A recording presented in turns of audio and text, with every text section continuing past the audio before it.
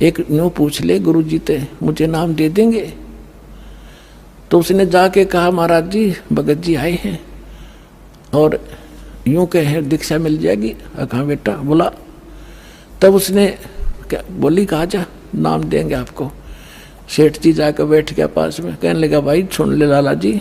परमात्मा बोले देखो सेठ जी आप हो इन देवताओं के गणे पुजारी और परमात्मा का नाम लेने के बाद आन उपासना नहीं करनी होगी। वो कहते हैं 100 वर्ष सतगुरु की पूजा, एक दिन आन उपासी और वो अपराधी आत्मा फिर पड़े काल की फांसी। 100 वर्ष गुरु की अनुसार साधना कर ली, सतगुरु के अनुसार एक दिन भी आन उपासना कर ली ना किसी देवी देवता की, पिछली सारा भट्ठा बैठ जाएगा तेरा। तो वो लाला जी बोला सेठ दामोदर, कहने लगे महाराज जी मैं बाणिया हूँ और सौदा करना खूब जानता हूँ, मैंने सारा कुछ सुन लिया और सब कुछ देख लिया। आज मैंने सारे कथा सुन रखी खूब बड़ी बड़ी, जो ज्ञान आपने दिया इस पृथ्वी पर नहीं, और मैं जो वचन कराया करूँ दाता और पक्का करता हूँ आप मेरे गुरु, मैं आपका चेला। फिर कहा कि भी देख मैं दानक और तू लाला जी, कल न तेरी बरादरी वाले भी तुझे धिक्कारेंगे। ने बोला जी मुझे नाम दो और आप साथ रहियो दास के, जो होगा सो देखी जाएगी, मुझे दीक्षा दो। और परमात्मा ने कहा कि और उपासना नहीं करोगे फिर किसी देवी देवता की, नहीं तो नुकसान हो जाएगा। लेकर नाम और परमात्मा का हाथ से चित्र बनाया करते थे, वहाँ जब का हाथ से बनाया करते थे सब जगह मिला करते थे। वो फोटो ले गया, जो विधि बताई थी विधान वो शुरू कर दिया आपने। फिर कुछ दिन के बाद वो कई दिन सत्संग सुने, फिर व्यापार में जाना था तो सभी वो दूसरे व्यापारी भी साथ थे। अब उसने क्या किया, उस जहाज के अंदर उसने अपना एक कक्ष बना रखा था जिसमें सारे देवी देवताओं के फोटो थे और वहीं अपना घंटी बजाया करता, बैठ आरती करा करता, जय गणेश देवा माता थारी पार्वती, ये सारी कथा सारी आरती करा करता। अब उसने क्या किया, जाके पहले सारी मूर्ति उठाई और समुद्र में जहाज उठाए, समुद्र में जल प्रवाह कर दी और एक फोटो परमात्मा कबीर जी का लगा ली। अब दूसरे जो थे वो लाला जी, उन्हें देखा रहे दामोदर ये देवी देवताओं के फोटो कहाँ गए। तो उसने बताया भाई मैंने दीक्षा ले ली गुरु जी से, और गुरु जी का जो सतगुरु की पूजा करते हैं ना वो देवी देवताओं की पूजा नहीं करनी होती, इसलिए मैंने वो आदर के साथ जल प्रवाह कर दिया। तो वो सारे कहने लगे रहे तू भट्ठा बैठावेगा, तेरा नाश हो जाएगा। क्या है ये कबीर, ये धानक एक जुलाहा, इसकी कड़फंटी में आ गया तू, कहाँ बातों में आ गया, तेने देवता छोड़ दिए, रामकृष्ण जैसे बलवान भगवान छोड़ दिए, देखना तेरा क्या होगा। वो बोले भाई कुछ भी हो मेरे साथ, आप अपनी क्रिया करो, मैं आपको ना कहता, आप मेरे पीछे क्यों पड़ गए, मैं अपनी करूँगा आप अपनी करो। अब उस दिन उसके बाद उसको कबीर कहने लगे कि यू आ गया कबीर, दामोदर कहना छोड़ दिया। ने बोला भाई कुछ भी कहो, थारी भी जी पवित्र है, भगवान का नाम लेने थे। ठीक है मुझे मालूम है तुम किस विषय से कह रहे हो, कोई बात नहीं। अब वो चले गए और सब अपना माल लाद के बच्चों समेत जा रहे थे कुछ तो, क्योंकि 3-3 4-4 महीने वापस आया करते थे। जब वापस आ रहे थे पूरा माल लाद के और बीच में जब आ लिए समुद्र के, एक भयंकर साइक्लोन उठा, तूफान, समुद्री तूफान 30-40 फुट ऊंचा होकर और इतनी 200 किलोमीटर प्रति घंटा की स्पीड से चला करता, जहाज का तब निशान भी ना पाओ उसमें कित पड़ा है। और देख लिया उन नबी, क्योंकि छोटे मोटे तूफान कई बार ऐसे होते थे, वो उनको पता था ऐसी स्थिति थी बहुत भयंकर होती है। उन्होंने देखा तूफान उठ गया भाई, शाम का समय था, बिल्कुल सूर्यास्त होने वाला था। अब इतना भयंकर तूफान उठा, उन्होंने देखा कि वो तब हो गया, काम बिगड़ गया। और तो थोड़ी बहुत तूफान दूर था, समुद्र में हलचल पहले शुरू होगी और जहाज डगमग करने लगा जो बुरी तरह। अब सारे अपने अपने देवता ने याद करें, कोई राम ने, कोई कृष्ण ने, जो भी जिसका इष्ट था, और दामोदर शांत बैठे। अब सब घबरा रहे थे, घिगी बंदगी, बच्चे मरे, सारी संपत्ति का नाश हुआ था। तो वो कहने लगे दामोदर आप क्यों नहीं अर्ज करते अपने गुरुजी से कि मैं क्या करूँगा, मेरा गुरुजी तो गरीब सा व्यक्ति है, मेरे भगवान, और आपके इसे ताकतवर भगवान जी ने पहाड़ तक ठा लिए, आप बच्चों के उड़ा मैं बच जाऊँगा, आप कर लो अपनी अर्ज। जब उन्होंने देखा कोई जतन काम नहीं कर रहा, उनमें एक वृद्ध लाला जी था, नो क्या कर भाई, क्या कर सतगुरु का भगत तगड़ा हो से, आप एक वे अर्ज कर दो। ने बोला तुम बैठ जाओ, कदे बीच में फिर नो को महाराणे ने सुन ली थी, अग बैठा को नहीं जाता, तू कर लिया रजम बंद हो जाते। तब दामोदर ने कहा था, हे परमात्मा आपका ज्ञान समझ में आ गया और मैंने आपकी महिमाएं निकाल घड़ी गा रखी है, और दाता मुझ नीच के, ठीक है आप तो समर्थ हो, सक्षम हो, कुछ भी कर सकते हो, अगर आज कोई उकचुक होगी मुझ नीच के कारण होगी, मेरे में कोई त्रुटि होगी, मैं आपकी मर्यादा ठीक नहीं कर पाऊंगा, हे परमात्मा आपकी बेइज्जती का कारण ये दास बनेगा।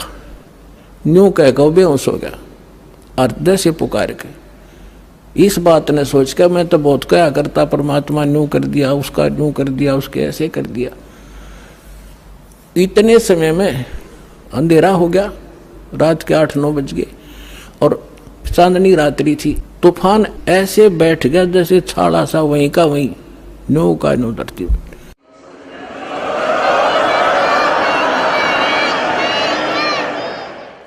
और समुद्र के जल में जरा सी भी हलचल नहीं। अब उस दामोदर को पानी के छींटे छाटे मार के मुंह पे होश में ले आए। तब उन्होंने कहा कि भाई दामोदर हमसे बड़ी घनी गलती हुई, हमने आपके गुरुदेव की बेइज्जती करी, हम कति नीच प्राणी हैं। और उन्होंने संकल्प कराया था कि यदि आज जान बच गई, हमारे भगवान तो फेल हो लिए, जब आज ये तूफान रुक गया, हमारी जान बच गई, दामोदर हम तेरे साथ चलाएंगे, नाम लेंगे उस परमात्मा का। तब दामोदर को कंधे पर बैठा लिया उन लालाओं ने, हर ने बोले बोलो दामोदर की जय। ने बोला नहीं, जय बोलो जिसने यू काम कराया है, बोलो कबीर परमेश्वर जी की जय हो।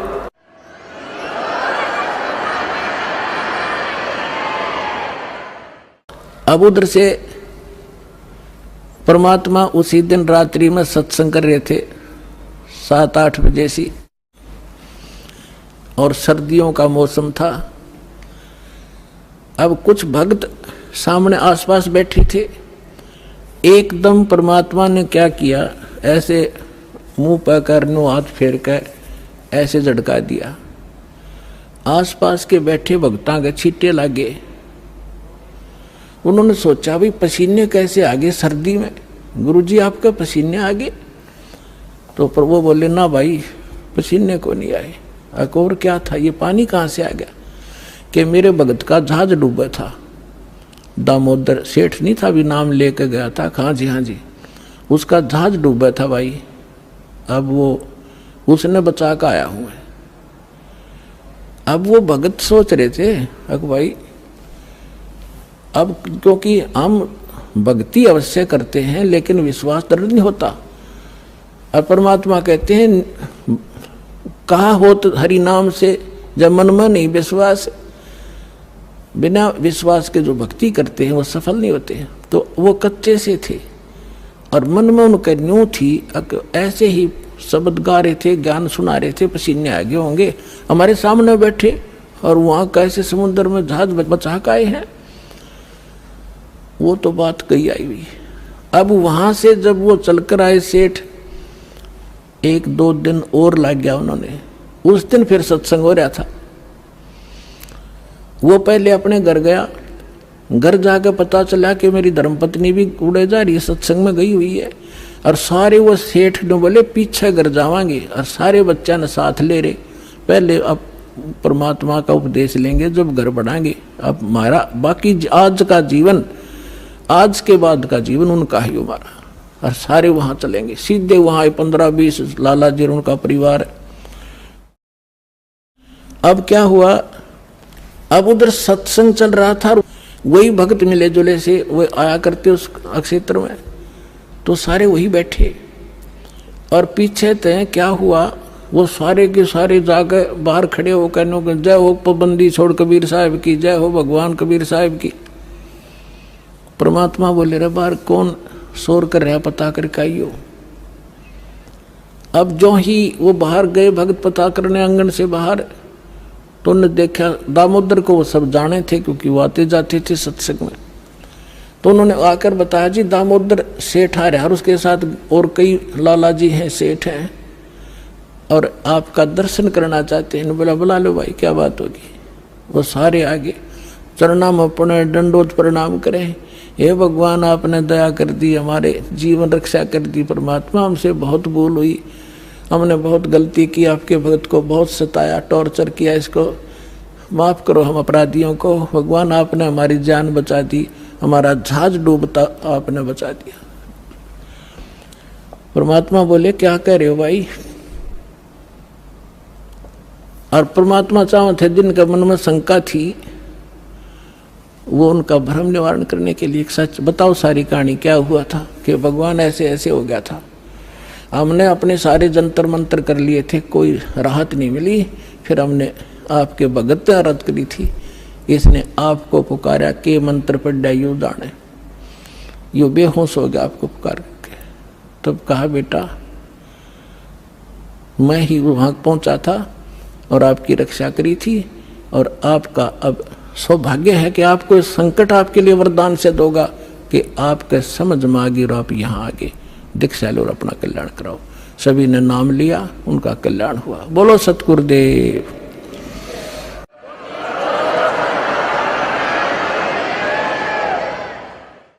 दामोदर सेठ के हुए थे अकाज, अर्ज करी डूबता देखे जहाज। दामोदर सेठ के हुए थे अकाज, अर्ज करी डूबता देखे जहाज।